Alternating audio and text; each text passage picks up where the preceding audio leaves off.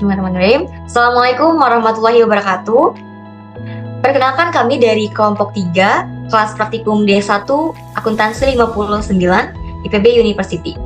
Sebelumnya perkenalkan diri terlebih dahulu, saya Risnaini dengan NIM Jen 0414221266. Saya Safina Nasya Wilianta dengan NIM J 0414221118. Saya Maila Putri dengan NIM J 0414221261. Saya Farhana Zahran Jaidi dengan NIM J0414-1242. Saya Zerdianti dengan NIM J0414221225. Baik, di sini kami akan mendemonstrasikan hasil dari proyek kami tentang membuat aplikasi berbasis web yang kami namakan Postre. Di sini untuk memenuhi project based learning mata kuliah komputer aplikasi akuntansi TI dengan dosen pengampu Pak Rasidi Karakaro dan juga Bu Yuni. Langsung saja kita mulai untuk demonstrasi proyek kami.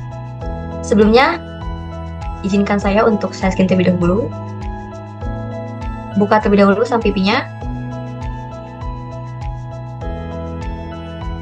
Lalu, untuk membuka aplikasi webnya, kita menggunakan Chrome.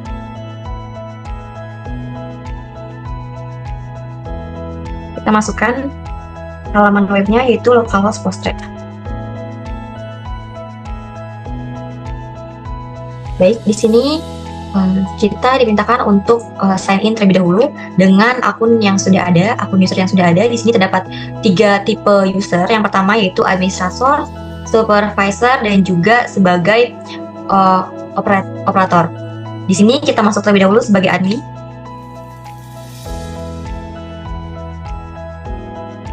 Apabila kita masuk sebagai admin, di sini menyatakan fitur lengkapnya, terdapat dashboard, menu, terdapat supplier, customer barang, terdapat transaksi pembelian, penjualan, terdapat fitur report yang terdiri dari laporan pembelian, laporan penjualan, laporan stok, serta pengaturan, terdapat user.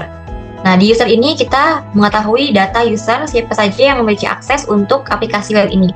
Dengan ada tipe yang sudah saya sebutkan sebelumnya. Dan apa sih perbedaan dari ketiga jenis level user ini? Yang pertama, sebagai admin, seperti yang saya sebutkan, bisa mengakses secara keseluruhan fitur. Lalu, bagaimana apabila kita login sebagai supervisor ataupun operator? Kita coba dulu logout. Di sini kita coba login sebagai supervisor. Masukkan passwordnya, kita sign in. Terlihat perbedaannya. Di sini tidak ada fitur pengaturan di mana supervisor tidak dapat mengakses fitur usernya. Jadi yang mengetahui data user itu hanya admin. Lalu untuk jika kita logout sebagai operator, di sini kita namakan kasir. Kita masukkan password lalu kita login. Nah, apabila sebagai kasir, itu tugasnya hanya untuk menginput pembelian dan penjualan, hanya untuk menginput transaksi. Jadi tidak bisa mengakses menu untuk penjualan, untuk barang, supplier maupun customer, dan juga tidak dapat mengakses menu pengaturan. Kita logout kembali dan kita login sebagai admin saja. Lalu yang selanjutnya di pengaturan, jika login sebagai admin, di sini akan dapat mengakses data user. Di sini kita juga dapat menambahkan dengan cara add user. Nah, username-nya kita masukkan.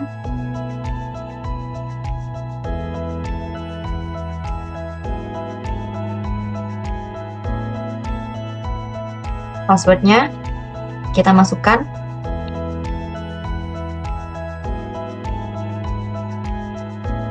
Lalu kita bisa pilih level usernya sebagai administrator, supervisor, ataupun operator. Di sini saya pilih sebagai operator. Alamatnya. Lalu jika kita tidak memilih foto dari user tersebut atau gambar, maka secara otomatis akan diisikan oleh default dari user tersebut yang disimbolkan dengan simbol seperti ini. Lalu kita save. Dapat notifikasi bahwa user berhasil diregistrasi. Di sini kita kembali ke data user. Nah, sudah terinput data baru mengenai user, yaitu Hana sebagai operator. Di sini coba kita edit menjadi, lalu kita edit. Ada notifikasi data user berhasil diupdate, lalu username berhasil terupdate. Coba kita fitur hapus. user berhasil dihapus, dan data yang kita masukkan tadi, yang keempat, sudah terhapuskan. Di sini untuk fitur tampilannya, kita juga tersedia dalam mode dark mode.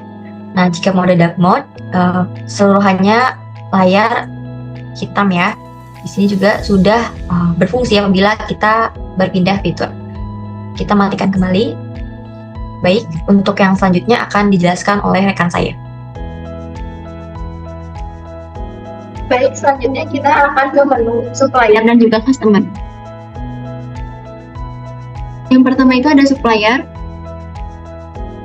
Nah, untuk supplier ini kita udah ada 4 data. Ada Sam Beauty, ada Implora, White Lab, dan Empure. Jadi di sini juga udah ada 3 fitur untuk menambahkan data, untuk ngedit, dan juga untuk menghapus data. Kita akan coba untuk menambahkan data. Masukkan namanya, Wardah, teleponnya, dan deskripsinya. Ini deskripsi bisa kita isi dan juga bisa di strip aja ya. Untuk alamatnya juga diisi. Jalan Gagak. Lalu kita save.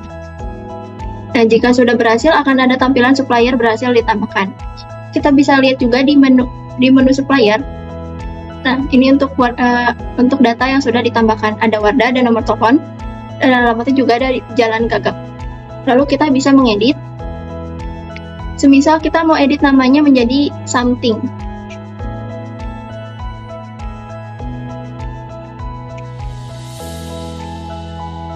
Bisa kita update.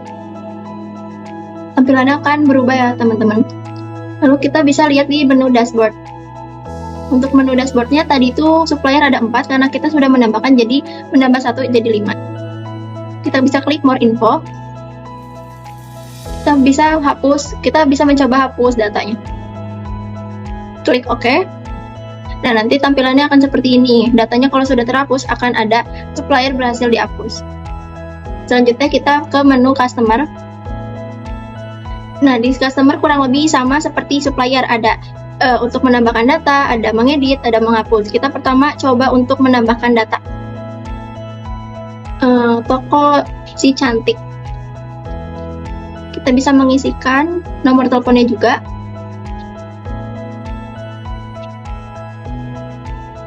Deskripsinya bisa di strip aja. Dan juga masukkan alamatnya Jalan Manggis. Kita klik save. Nah, untuk tampilannya kita bisa lihat ke customer lagi. Datanya sudah ada ya yang ditambahkan. Lalu di sini kita coba untuk fitur editnya. Kita akan mengubah namanya menjadi Toko Berlian. Klik update. Tampilannya akan berubah ya teman-teman. Dan di sini ada pemberitahuan ya, customer berhasil diupdate. Kita juga bisa lihat di dashboardnya. Dashboardnya akan berubah angkanya sesuai dengan data yang ada di customer tadi. Kita bisa klik more info lagi. Kalau kita di sini kita akan mencoba untuk menghapus. Klik delete, oke. Nah, untuk pemberitahuan penghapusnya seperti ini ya, customer berhasil dihapus dan datanya sudah tidak ada. Selanjutnya bisa dijelaskan oleh rekan saya. Baik, selanjutnya kita akan beralih ke menu barang. Di sini terlihat beberapa barang yang sudah kita stok. Lalu untuk selanjutnya kita akan menguji fitur dari add barang. Kode barang sudah terotomatis yaitu BRG 12. Barcode-nya kita isi. Lalu namanya exfoliation toner. Satuannya botol. Lalu harga belinya 50.000. Harga jualnya 75.000. Stok minimalnya 5. Baik, di sini kita juga ada fitur untuk menambahkan gambar dari produk tersebut. Lalu kita choose file. Kita ambil dari file yaitu BRG sesuai dengan nama barang yaitu BRG 12. Di sini kita save. Lalu ada konfirmasi yaitu barang berhasil ditambahkan. Kita cek di barang. Ini bisa terlihat kita menambahkan exfoliation toner. Lalu untuk editnya, kita akan edit dengan barcode kita isi. Lalu namanya exfoliating toner. Save.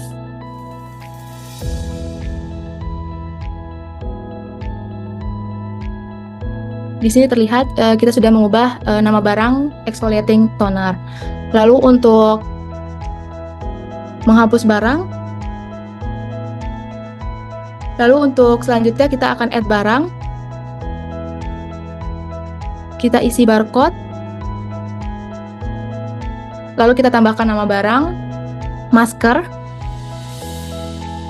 satuannya saset, harga belinya 10.000, harga jual 12.500. Lalu kita isi stok minimalnya 5. Dan di sini terlihat dari tampilan untuk menambahkan barang, kita hanya bisa menentukan jenis dari gambar tersebut, yaitu berjenis JPG, PNG, dan GIF. Coba kita masukkan dengan jenis PDF. Di sini terlihat, lalu save. Oke, nah di sini terdapat konfirmasi bahwa file yang Anda upload bukan gambar, data gagal ditambahkan. Oke, kita akan masukin ulang barang tersebut, barcode, nama masker, satuan saset, harga beli 10.000, harga jual 12.500 dengan stok minimal 5. Dan jika kita tidak menampilkan gambar, akan terotomatis gambar tersebut tersimpan gambar default. Oke, kita coba save. Lalu kita cek di barang. Di sini terlihat bahwa gambar tersebut terlihat gambarnya default. Lalu kita cek di dashboardnya. Di sini terlihat item barang yang kita tambahkan tadi 2, yang awalnya sebesar 11, lalu kita tambahkan 2 menjadi 13 totalnya. Kita lihat more info. Ya, kita tambahkan data barang dari exfoliating toner dan masker. Dan untuk fitur selanjutnya, yaitu kita akan mencoba fitur menghapus barang. Kita klik salah satu barang. Oke. Di sini terlihat konfirmasi bahwa data barang berhasil dihapus. Lalu kita cek. Di sini terlihat masker, data barang masker terhapus. Lalu selanjutnya kita hapus barang exfoliating toner. Hapus. Oke. Di sini konfirmasi juga sama, yaitu data barang berhasil dihapus. Di sini terlihat bahwa exfoliating toner sudah terhapus. Chart system. Dan kita cek dashboardnya. Di sini akan kembali item kembali seperti semula, yaitu sebesar totalnya 11. Untuk fitur selanjutnya akan disampaikan oleh rekan saya. Baik, untuk fitur selanjutnya yaitu menu ke transaksi pembelian. Baik, di sini ada nomor nota yang sudah otomatis terisi, lalu tanggal nota yang bisa kita sesuaikan, lalu pilih kode barang yang bisa kita pilih, contohnya sunscreen. Nah, di sini stok sunscreen ada 14, lalu kita bisa tambahkan pembeliannya menjadi 10. Di sini jumlah harganya juga otomatis langsung terinput dengan total kuantitasnya. Lalu kita coba tambah input. Nah, di sini adalah data pembelian tadi yang sudah kita input. Sini terlihat ada harganya, kuantitasnya, dan jumlah totalnya. Lalu kita coba tambah barang lagi. Selanjutnya ada moisturizer. Nah, moisturizer dengan stok 60, kita tambahkan 10 lagi. Di sini juga jumlah harganya langsung otomatis. Lalu kita coba input lagi. Nah, di sini terlihat ada 2 transaksi pembelian yang sudah kita input, dan totalnya sudah bisa dilihat di atasnya. Itu sudah ada total dari jumlah kedua transaksi pembelian berikut ini. Lalu selanjutnya kita coba fitur delete-nya. Nah, di sini terlihat fitur delete-nya sudah berhasil dan data barangnya sudah terhapus, data transaksi pembeliannya. Lalu sebelum kita save, kita input juga supplier kita, contohnya adalah White Lab. Nah, lalu kita bisa simpan. Nah, ini bisa lihat data transaksi pembeliannya sudah berhasil disimpan. Lalu, data transaksi pembeliannya akan masuk ke dalam laporan pembelian. Nah, di sini adalah rekapan dari semua transaksi pembelian yang sudah kita input sebelumnya. Kita bisa coba search di sini juga. Contohnya, laporan pembelian dari pada tanggal 1, kita bisa search tanggal 1. Nah, di sini langsung muncul ya transaksi pembelian yang dilakukan pada tanggal 1. Lalu kita juga bisa lihat detail dari salah satu transaksi pembelian. Dan di sini juga bisa terlihat detailnya dari transaksi pembelian. Di sini juga ada nomor pembeliannya dan tanggal transaksi pembeliannya. Lalu kembali kita juga ada fitur cetaknya, cetak dari laporan pembelian yang sudah kita input. Kita bisa memilih tanggalnya. Contohnya dari tanggal 1 sampai ke 25. Lalu kita coba cetak dari range tanggal tersebut. Nah, di sini terlihat transaksi pembeliannya berhasil dicetak. Lalu kita print dan ini bisa langsung tersave di file PC kita. Baik, kita cek. Nah, PDF dari rekap laporan pembeliannya berhasil di-save di komputer kita.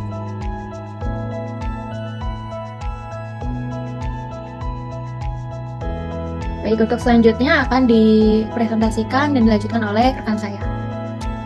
Baik, terima kasih. Selanjutnya kita akan masuk ke menu penjualan. Nah, di mana menu penjualan ini yang pertama-tama ada namanya nomor nota. Di mana nomor nota ini tuh akan otomatis berubah dengan urutan penjualannya. Misal sebelumnya penjualan itu dengan nomor akhir 03, maka penjualan selanjutnya akan berubah menjadi 04 secara otomatis. Lalu tanggal nota itu merupakan tanggal dari transaksi penjualan, misal tanggal 25. Nah, lalu barcode-nya itu kita punya dua cara, yaitu secara manual dan kita bisa scan juga. Nah, sekarang kita coba dulu secara manual.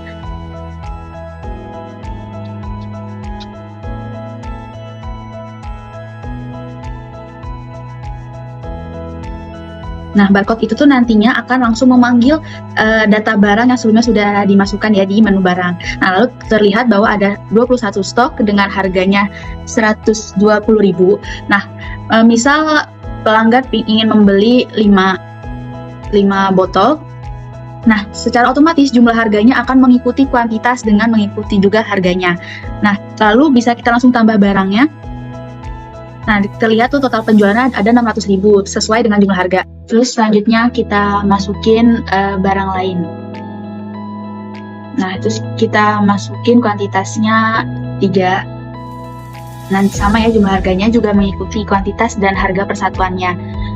Nah, kita tambah barang dan total penjualannya itu juga berubah teman-teman. Dari yang 600.000 ditambah 45.000 menghasilkan 645.000. Lalu kita juga bisa pilih customer, ada umum dan lain sebagainya, kita pilih umum saja. Nah, untuk itu juga ada nominal bayarnya, misal 650.000.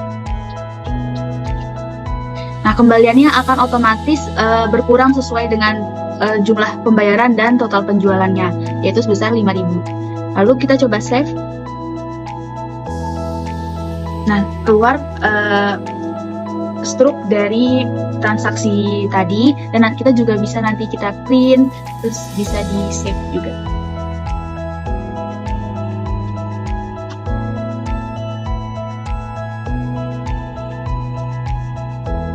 Nah, ini tampilan struknya tadi sudah jelas ya, sesuai dengan apa yang tadi kita tambahkan di bagian penjualan.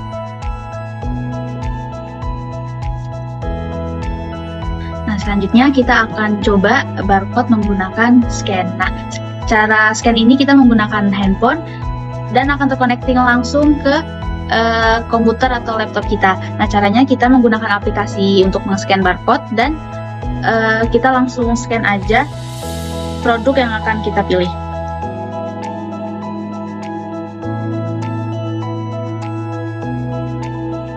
Nah, secara otomatis sudah masuk ya di barcode-nya.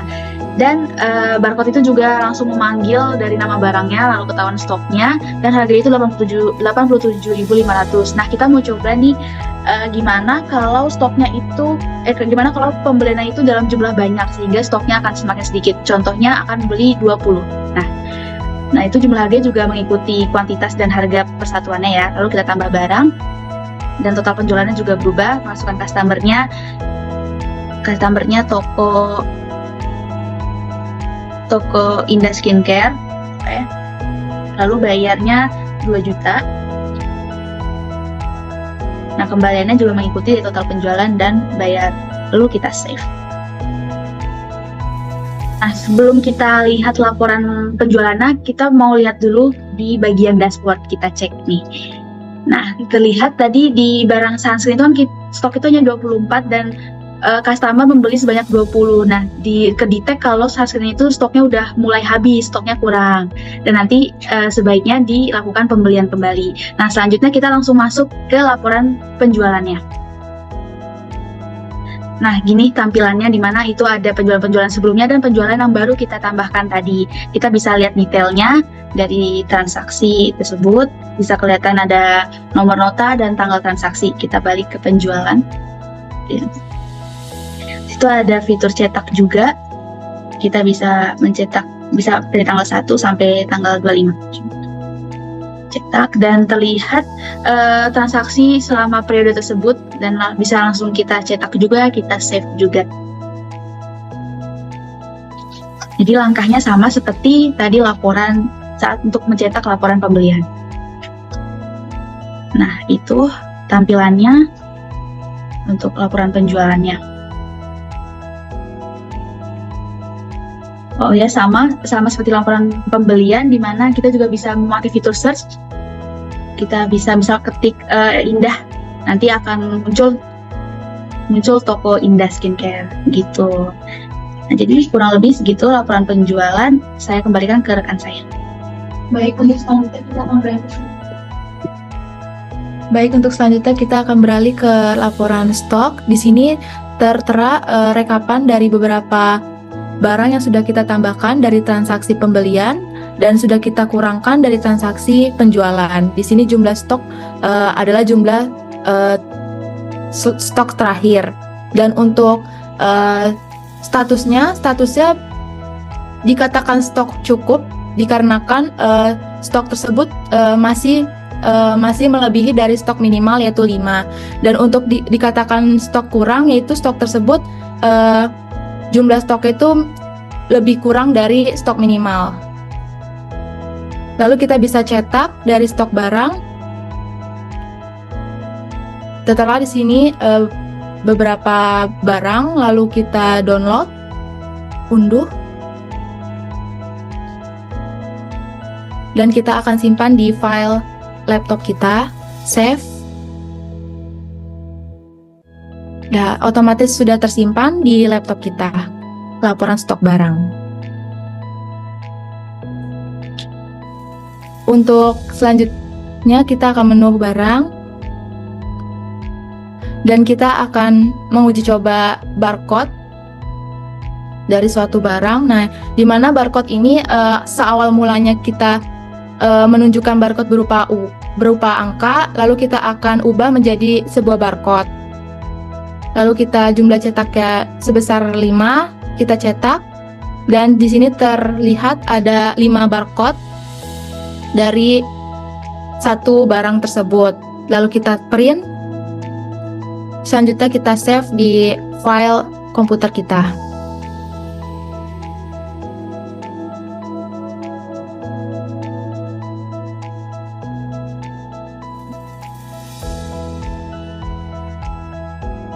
Barcode.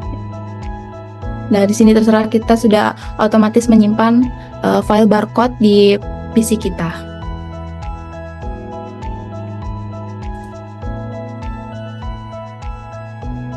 Baik, itu penjelasan dari teman-teman saya mengenai fitur-fitur lebih lanjutnya, lebih lengkapnya terkait yang ada di aplikasi web Postre yang telah kelompok kami buat.